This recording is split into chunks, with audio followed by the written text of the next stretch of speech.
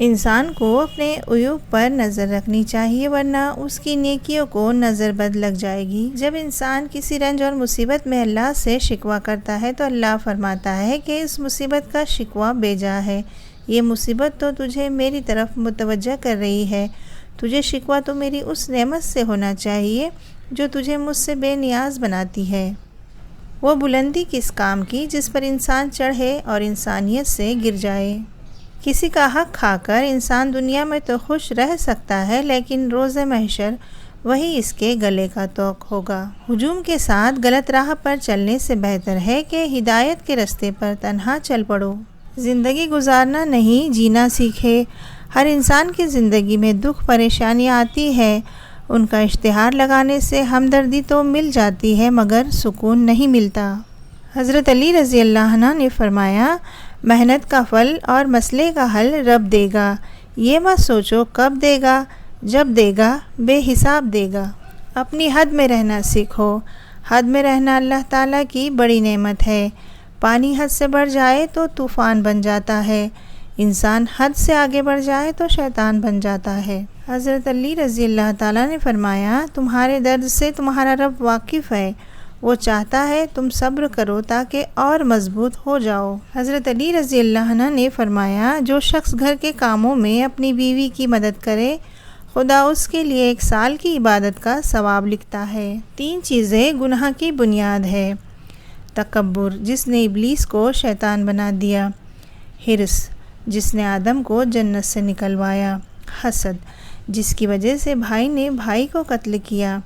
اللہ پاک ہمیں تکبر، حرص اور حسد سے اپنی پناہ میں رکھے، آمین۔ رات کے کسی پہر نماز ضرور پڑھا کرو، خواہ 2 رکعت ہی صحیح، کہ شب کے اوقات میں پڑھی گئی نماز گناہوں کا بوجھ ہلکا کرتی ہے، اور یہ صالحین کے اعمال میں سب سے زیادہ شرف و عزت والا عمل ہے۔ مخلص ہے تو مختصر ہے، مطلبی ہوتے تو ہجوم ہوتا۔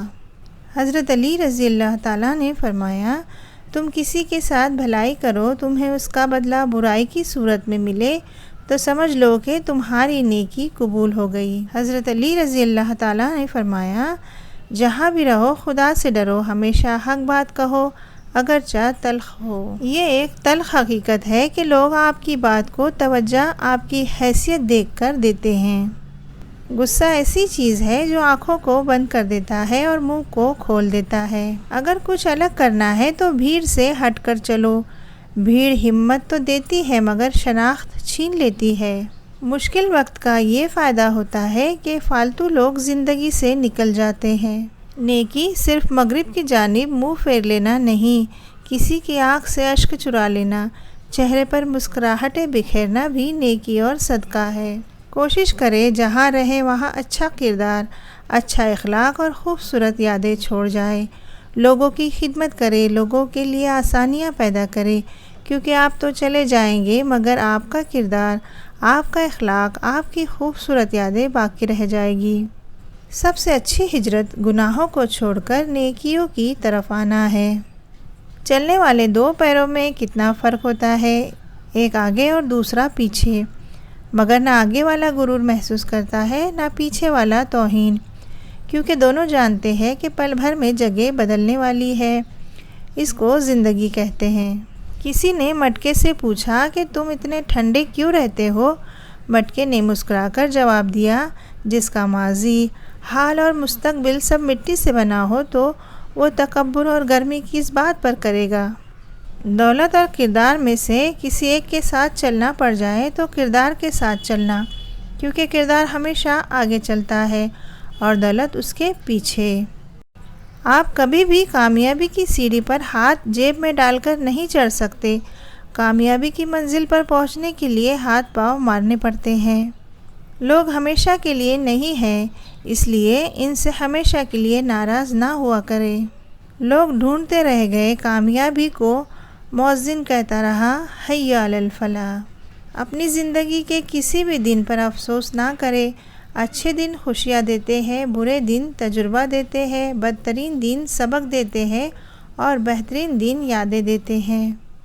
جھوٹے انسان کی اونچی آواز سچے انسان کو خاموش کرا دیتی ہے، لیکن سچے انسان کی خاموشی جھوٹے انسان کی بنیاد ہلا دیتی ہے۔ اچھے انسان کی سب سے پہلی اور سب سے آخری نشانی یہ ہے کہ وہ ان لوگوں کی بھی عزت کرتا ہے جن سے اسے کسی قسم کے فائدے یا مفاد کی توقع نہیں ہوتی۔